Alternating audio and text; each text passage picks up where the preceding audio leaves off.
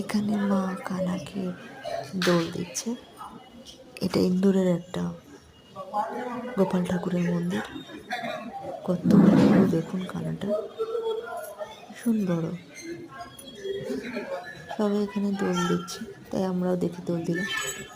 মাকে বললাম তুমি একটু গিয়ে কানাকে দোলাও, সাবধানে দোলাচ্ছে, আবার যদি হুড়মুড় করে পড়ে যায় দোলাতে গিয়ে সমস্যার সৃষ্টি হবে।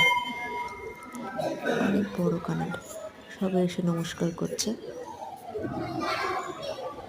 দেখুন কত সুন্দর শীতের পোশাক পরা রয়েছে, যখন শীতকাল